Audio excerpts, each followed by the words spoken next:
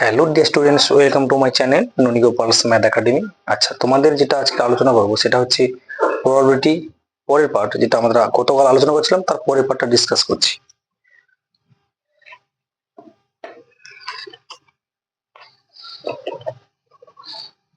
দশ থেকে দেখো, একটি ঝোঁকসুনো মুদ্রা উৎক্ষেপণের পরীক্ষা।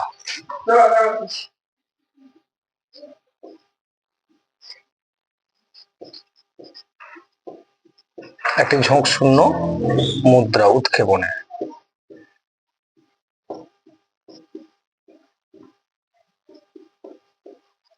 তাহলে এস সমান কত হবে? এই জারটি এখানে, তাহলে এন এসটা কত হচ্ছে? 2⁻1 সমান 2। 10-এর 2 কি হবে তাহলে? দেখো, দুটি ঝোঁকশূন্য মুদ্রা, দুটি ঝোঁকশূন্য মুদ্রা, তাহলে কি হবে? তাহলে দেখো, তাহলে দুটো যদি আমরা এইচ টি ফেলে দিই, এইচ আর টি, এরও এইচ টি আছে, তাহলে এক্ষেত্রে এস কি হবে? H H, H T, T H, T T, অর্থাৎ এখানে এনএস কত হচ্ছে? 2⁻2 সমান 4। চারটা আমাদের নমুনা হয়েছে, চারটা, একটা স্যাম্পলের মধ্যে চারটা উপাদান হয়েছে, চারটা কোয়ান্টিটি হয়েছে। 3 নম্বর কি বলবো? একটি মুদ্রা পরপর 3 বার H T, H T, H T, তাহলে এক্ষেত্রে এস কত হবে?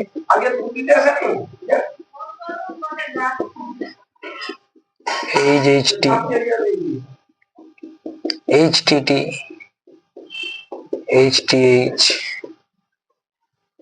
টি T T, T T H, T H T, আর কি টি এইচ এইচ। তাহলে কটা হলো?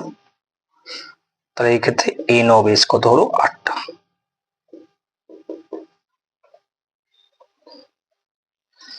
একটি পাশা গড়ি দেওয়ার পরীক্ষা।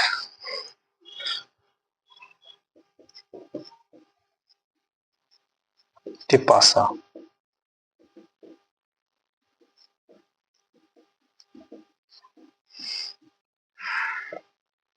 তাহলে কি হবে? 1 2 3 4 5 6, অর্থাৎ তাহলে এনএস কত হচ্ছে এখানে? 6⁻1 সমান 6। নিশ্চয়ই বোঝা গেছে। তাহলে পাশায় আমাদের কটা নমুনা থাকে? 1 2 3 4 5 6। তো এনএস ইকুয়াল টু 6⁻1, 1 বার ফেলেছি আমরা, তাহলে 36টা হলো।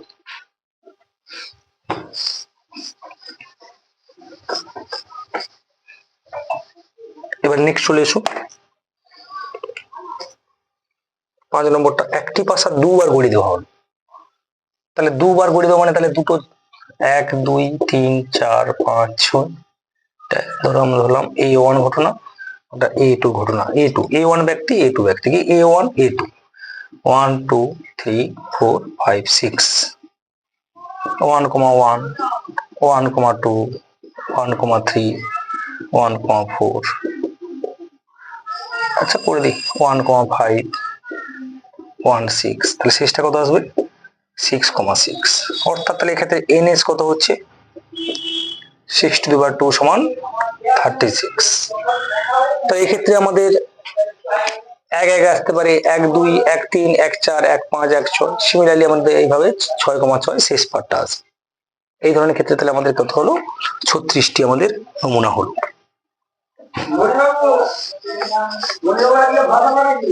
না গো দাদা,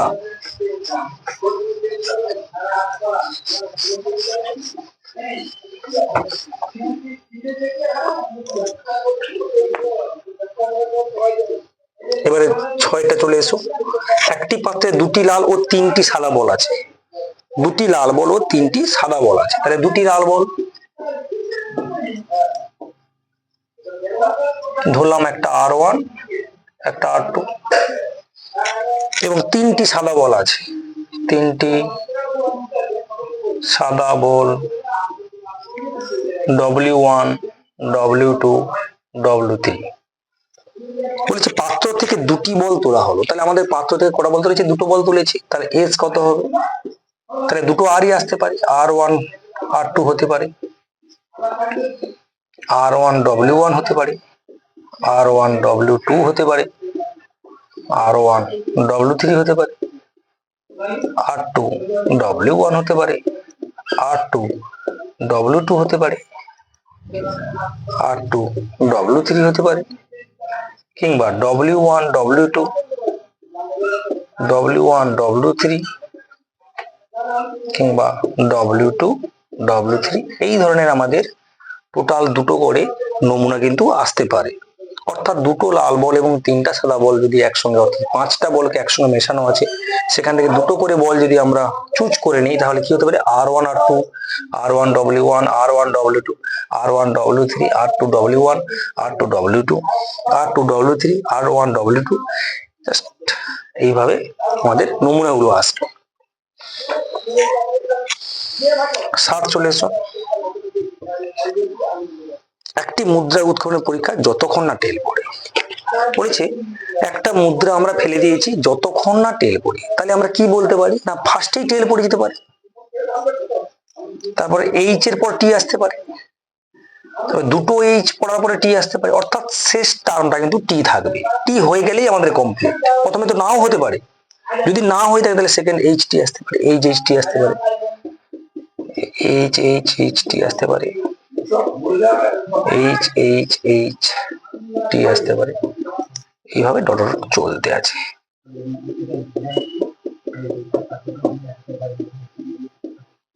তাহলে এখান থেকে আমাদের কি পেয়ে যাচ্ছি? আমরা একটা মুদ্রা ফেলেছি যতক্ষণ না টেল পড়ে, তার টোটাল নমুনা সংখ্যা। 11 চলে এসো। 3 জন বালক ও 2 জন বালিকা।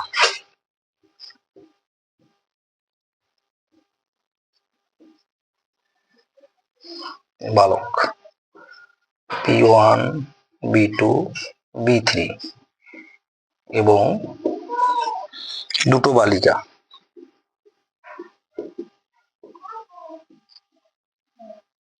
ধরলাম G1 G2, এবং এদের মধ্যে থেকে 3 জন শিশু নির্বাচন করা হলো। 3 জনকে নেওয়া হয়েছে, 3 জনকে নেওয়া যাবে এমন নমুনা দেশ এস হলে এস সমান কি হতে পারে? তাহলে 3টি বালক আছে এবং 2 জন বালিকা আছে বলে, এবং নমুনা দেশ পড়েছে। এখানে স্পেসিফিক কোনো কিছু বলে দেয়নি, তাহলে 3 জন কি হতে পারে? 3 জনই বালক হতে পারে। ঘুরিয়ে বলছি এবারে 1 জন বালক 2 জন বালিকা আসতে পারে।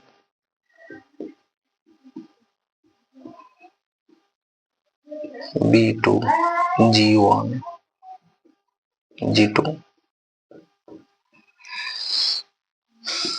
B3 G1 G2 হতে পারে।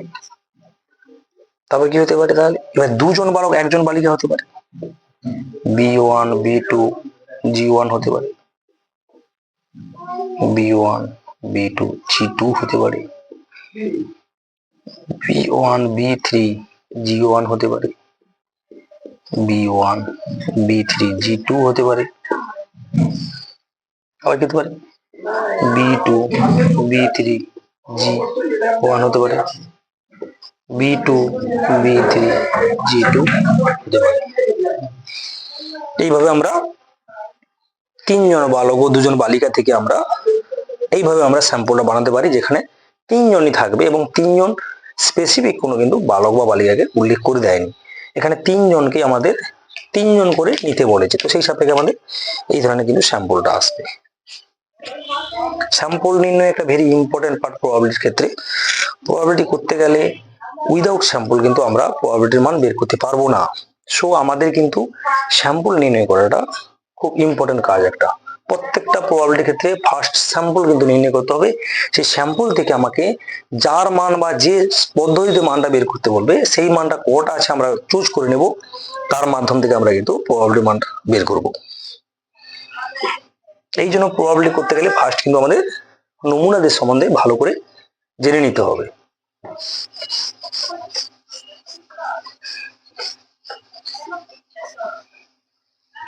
নেক্সট অঙ্ক দেখো, নেক্সট অঙ্কটা কি আছে, 12 অঙ্কটা।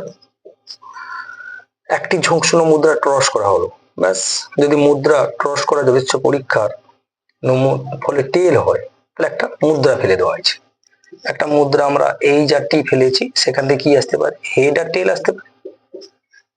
কি বলেছে, মুদ্রায় যদি টেল পড়ে যায়, টি পড়ে যায়, তাহলে একটা সেক্ষেত্রে একটাকে ছক্কা ছড়ে দেওয়া হয়েছে, ছক্কা ফেলা হয়েছে। 1 2 3 4 5 6 আছে। তাহলে সেক্ষেত্রে তাহলে আমাদের কি কি হচ্ছে, নমুনাটা তৈরি করে নিই আমরা S1 টাকে। তাহলে T1 হতে পারে, T,1 হতে পারে, T,2 হতে পারে, T,3 হতে পারে, T,4 হতে পারে, T,5 হতে পারে, T,6 হতে পারে। কিন্তু মুদ্রায় যদি ক্রস করার পরে হেড পড়ে যায়, তাহলে থলিতে 2টি সাদা বল ও 3টি কালো বল আছে। যদি এই H পড়ে যায়, তাহলে আমাদের একটা থলির মধ্যে কি আছে, 2টো সাদা বল আছে, 2টি সাদা বল আর 3টা কালো বল আছে। B1 B2 B3 ধরে নিলাম, আর W1 W2। হেড যদি পড়ে আসে, তাহলে থলি থেকে একটি বল যথেষ্ট তোলা হয়। এখান থেকে একটা বল নেওয়া হয়েছে, একটা বল আমরা তুলেছি, একটি বল নেওয়া হয়েছে। এই জিনিস পরীক্ষার সময় নমুনা দেশে নিয়ে যাবো। তাহলে এক্ষেত্রে তাহলে আমাদের তাহলে কি হবে, তাহলে এই যদি পড়ে যায়, তাহলে S2 তাহলে কি হবে, H, W1 হতে পারে, H, W2 হতে পারে, H, B1 হতে পারে, H, B2 হতে পারে, H, B3 হতে পারে। ব্যাস, এটাই আমাদের নমুনা দেশ। তাহলে S1 ও S2 আমরা দুটো কিন্তু নমুনা দেশ তৈরি করে ফেললাম। টোটাল আমরা কি তাহলে S1 প্লাস S2 করে দেবো। অতএব তাহলে S কত হবে, তাহলে S সমান তাহলে S1 প্লাস S2 করে যে স্যাম্পলটা নির্ণয় হবো, দুটোকে কম্বাইন করে, সেটা হলো আমাদের টোটাল নমুনা দেশ। 13 চলে এসো। সবাই নিশ্চয়ই বুঝতে পেরেছো।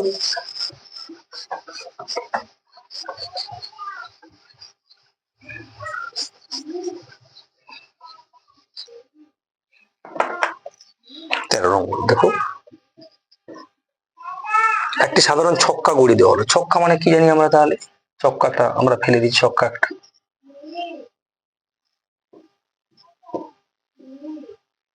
এক 2 3 4 5 6 ছক্কা ছড়ে দিয়েছে। যদি ছক্কায় বিজোড় অঙ্ক পড়ে, তবে একটি ঝুঁকশূন্য মুদ্রা একবার ট্রস করা হয়। কিন্তু ছক্কায় যদি জোড় সংখ্যা পড়ে, ছক্কা মুদ্রাটি দুবার ট্রস করা হয়। তাহলে আমাদের দুটো তাহলে স্পেসে ভাগ করে নিই, একটা 1 3 5 বিজোড় সংখ্যা, আর একটা জোড় সংখ্যা 2 4 6। বিজোড় পড়লে একটা মুদ্রা ফেলা হবে বলেছে, কি বলেছে দেখে নিয়ে যাক। বিজোড় সংখ্যা পড়লে তাহলে একটা ছক্কায় মুদ্রা একটা ফেলে দেওয়া আছে।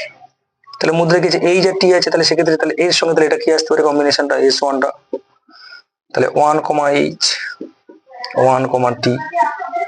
তারপরে কি হবে, তাহলে 2, H 2, হেটেল 2, T। 2 হবে না, সরি, এটা 3 হবে, 3, H 3, T 5, H